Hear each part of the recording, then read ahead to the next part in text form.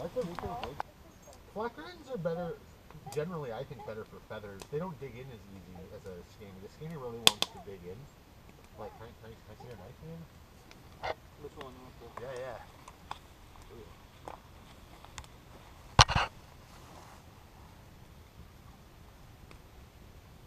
Little on the side.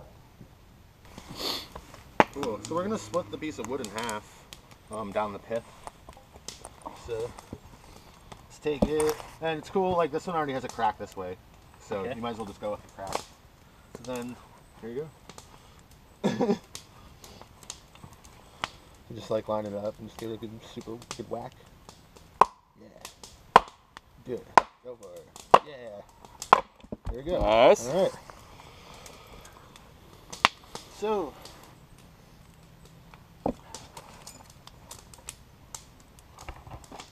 If you look at this Kuksa and how the rings are centrifugal like this Yes. in the bowl, so that is bark up. So that's from a piece of wood like this. If you do it like this,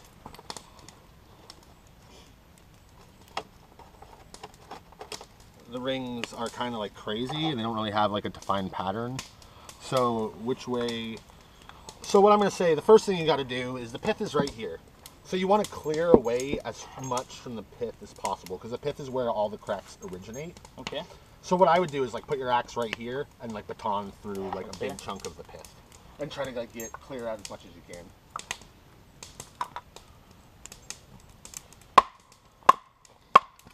And then with the rest, just so when you're clearing, like when you're hewing something, Okay. you like want to put like a bunch of slashes like this in it, and then as you go down, it like clears.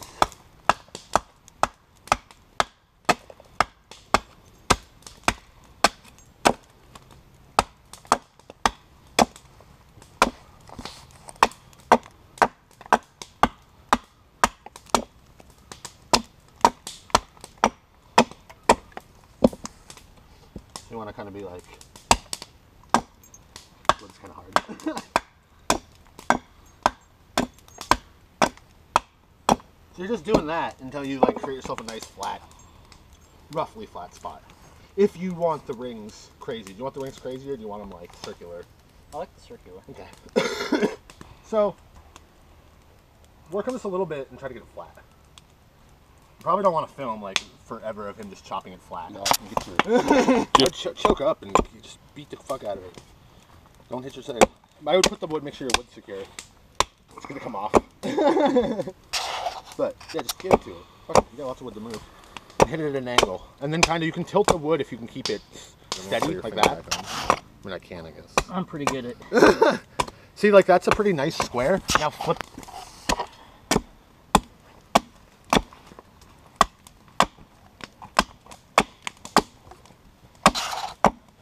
Might work. There you go. How big of a piece do you have? Well, just whatever you want. Like, it just helps you just get started. And then I just square that part off too, and then you can work on the bark side. That looks pretty cool. See? Good start. Now clear all the bark side off. This bad boy, if that feels really heavy for you, it's lighter. I use it more for fine work, but it definitely works as well. Yeah, really well. It's a little Wetterlings.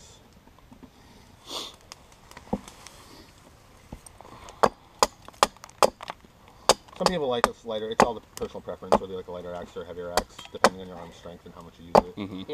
That one cleaves wood away faster for me. I think it's like once you get used to the angle, it's Totally. it's comfortability with the axe. That's definitely what it is. That felt really awkward. Yeah, the trick to any tool is getting comfortable and learning how to use it. I mean, you can make anything with the shittiest axe if you get proficient with using it. Yeah, just repetitiveness. It's just using Yeah. your tools to learn how to Yeah. use your tools. Totally.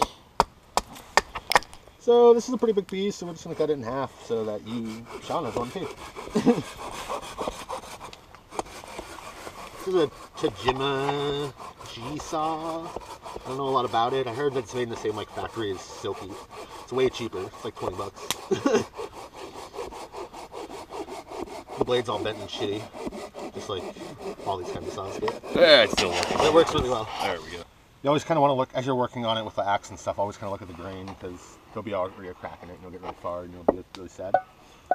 And you can kind of look too for like a crook, like kind of if one side's higher than the other, maybe that's the side you want to have your bowl. It's a little thicker, so maybe over here if that's okay. Yeah. Perfect. Bust it out all can style.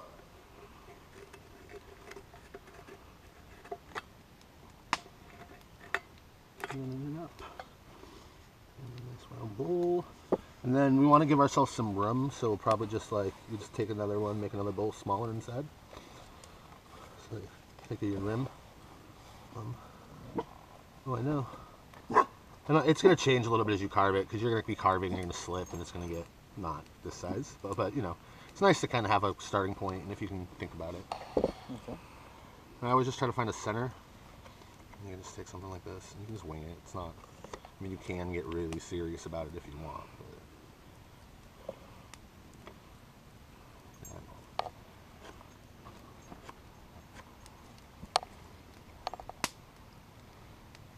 Someone's gonna know how to do it. You want need help.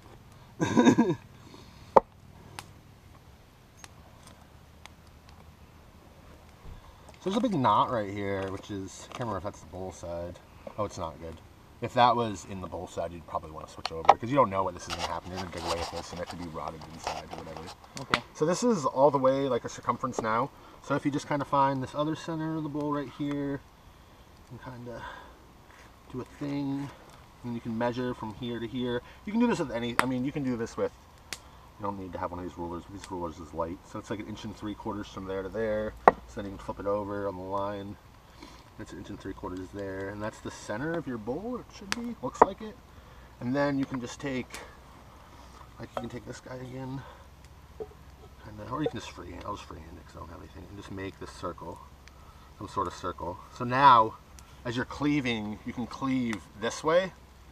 And you can kind of see like a cup, like, you know, a cup is smaller on the bottom, so it kind of gives you the 365 view. So then draw any kind of handle shape that you think you want. It can be rough, it can just be this or whatever, and then you can make it fancier, but I don't want to steal your thunder. You know, make whatever you want. That's about what I was gonna do. Cool, well, there you go. Great.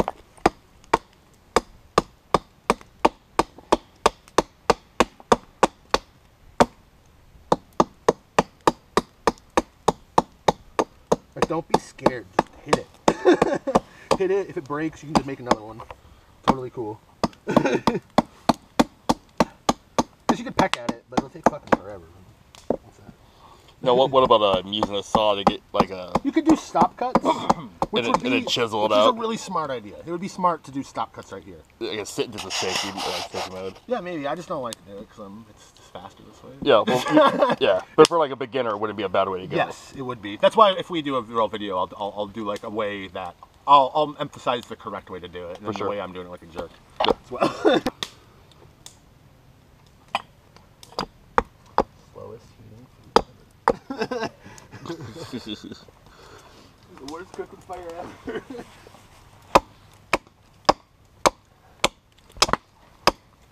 There's the love. There we go. That's an appropriate time. That's good. Eat that sucker. Yeah, that's all right. So you can do various vices. Yeah. So maybe like turn it around now and chop off like this chunk, like how I drew the line, kind of. Right there. Because if this is the bowl, the handle only is going to be half that thick. So work from the back and kind of like work down like that. Okay, carve it out. Yeah, a little bit. And always start from the sides, just like you're doing. Yeah. And cut down the sides, and then from there, work out the big parts. Yeah, that looks pretty good. Maybe do the other side. And, yeah, it's looking pretty good. Yeah. Be careful, this little. Oh, getting a little close to the bowl. Watch the bowl. Saw that. The bowl can be smaller at this point. There's no bowl. That's why it'd be a bummer if you wrecked up the bowl now. Already. Yeah, get the handle done and then go. I like to get like a bowl like this. So like you get these like smaller cuts. So cock the wood instead of cocking the axe. Yeah, totally. And then if you get those smaller cuts, see how it like breaks down nice and clean. Nice, nice. Yeah. There we go. It just is a cleaner. The more that you can make your cuts cleaner and not as rough, the faster, and it'll look nicer too. I mean, you know, it can look like a piece of shit at first, but like it's nicer if you just try to make every one count.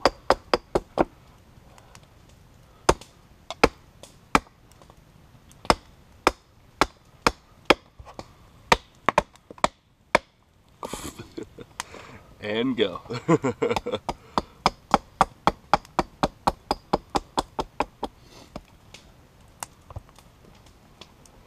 So the trickiest part is this end grain. This is where you're gonna crack. So cutting it this way with the axe, it'll crack. Yeah. You need to kind of like rock it and get this part off, clean off with the axe. Yeah. But the very front, just leave it alone and clean it off with a sharp knife. Yeah. Don't try to axe it off. You axe it off, it'll break. And a lot of woods, softer woods, they'll start cracking and stuff on the end. For sure. Like they won't take the end grain abuse. Yeah. And it's the hardest in your tools too, especially on harder woods. Absolutely. So this is a perfect time to do this choke up. So as where your finger goes, it's really easy to like. I don't know, once you get some practice, just follow the line. I've used it for honing before.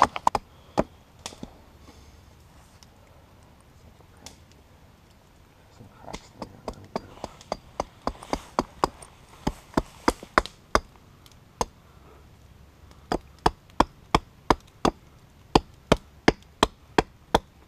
So if you bust out the top like this, it's going to blow out. So as you kind of hit from this way, you don't want to bust it. You want to kind of bust it out like an angle and flip it over. Otherwise, it'll just blow out and break your whole top off.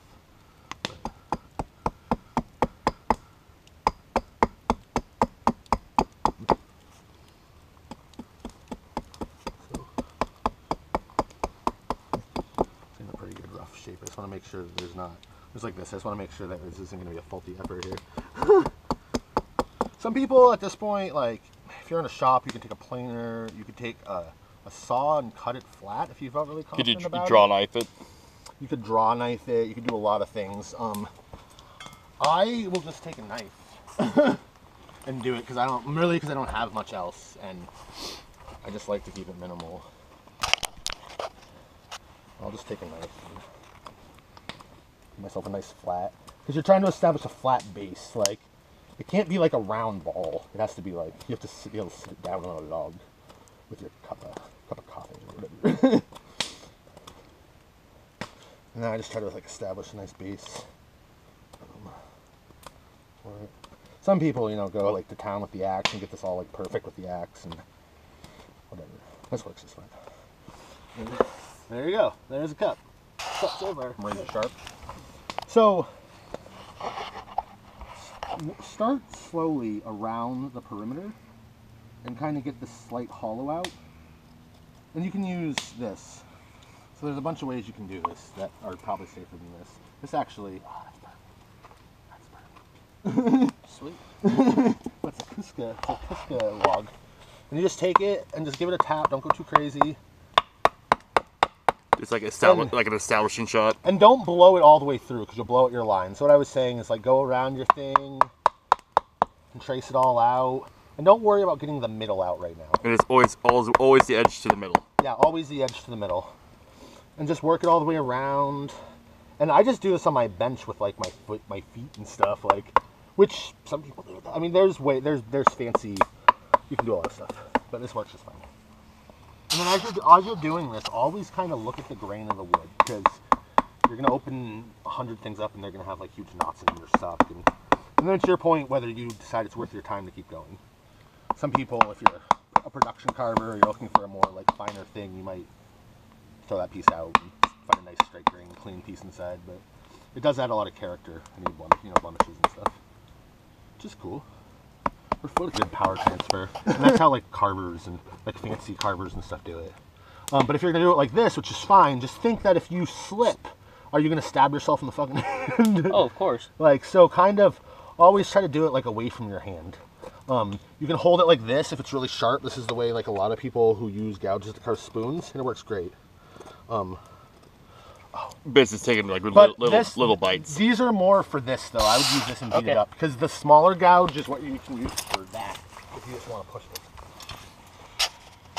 This is way better for this, if you will. Just kind of work at it. It's gonna take a little time. Try to stay inside your inside line. Inside it? Yeah, because that's your rim of your cup. You just play with it. You'll figure it out. It kind of takes, some. You're gonna jam in there and just spin this, or you can walk around it. Yeah. Just kind of chip away at it. Don't try to take the whole thing out because it'll just break in half, but just kind of break over. Well, especially areas like right here, like try to get this out. If you see this, try to get this part out because that's like starting to crack because of just whatever reason. You can clean up the top once the bowl's hollowed out again, which you will. For sure. Yeah. You don't clean up the top until you're almost done. Yeah. My sweet mallet from my apple tree in front of my house.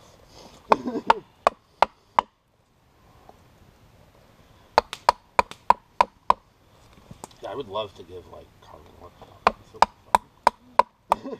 Mostly because it was just someone, it would be people paying me for me to do it.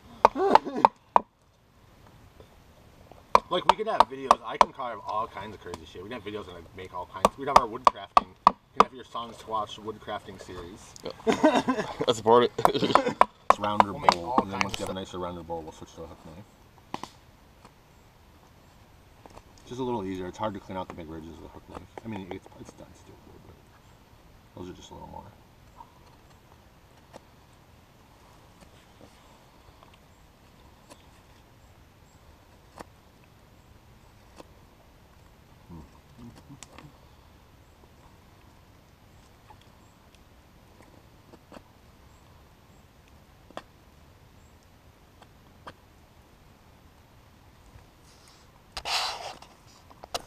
Just relax. And just put that in my food, did I? No. And then just kind of connect both sides and just kind of dig it in there. And then like in the front, the grains kind of changes on this. So like this, it's cross grain, but like this, you kind of want to go with the grain like this. Hold that out. Get yourself a nice cavity. We'll clean it up a bunch and turn around every once in a while and try to get it to connect so that you can just do the full, like that, like the whole way. Instead of having like, sometimes you'll do it and there'll be like a ridge will build up in the middle and it can be hard to get that job. This is admirably sharp. I like it. Luckily you can start to see the nice rings developing inside.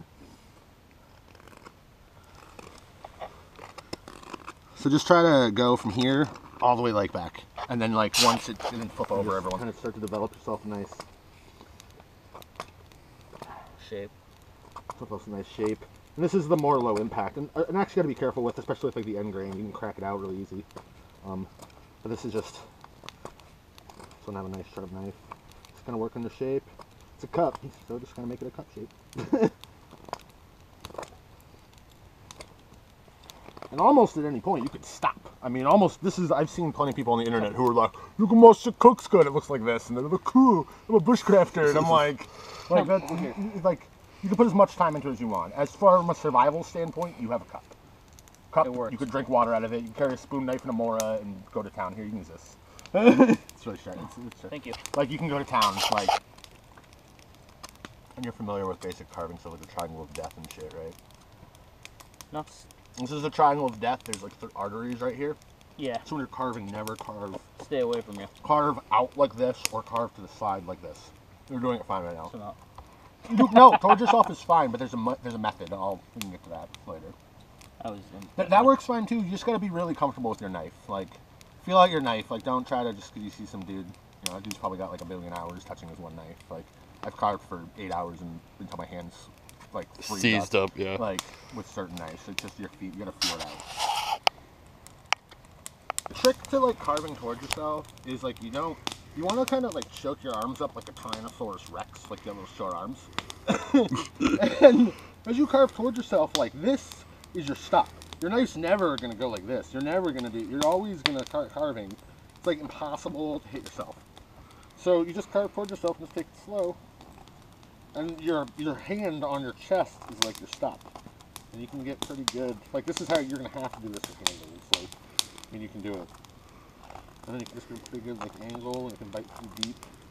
That's super safe. Like they tell you not to cut towards yourself, but that's kind of for children. You know, people do it. And then you can just kind of just do clearing cuts and then get a nice pretty straight handle. And then also when you're doing like this, they say you take your arm and you keep it like locked in. I honestly don't do it that much, but whatever. I just suck in. Instead of like you keep your arm locked in and you're like really like clear, like it looks weird, but like the lever action like digs in. And it's just like Just transferring all the power from here down to your arm, and that's another really popular cut that people do. And remember, whenever you're cutting towards yourself, like don't cut towards your thumb like this. And always just think about where your knife blade's gonna go. And it'll be good to go. You'll have no time. Yeah, that's a Kuksa right there. And then like.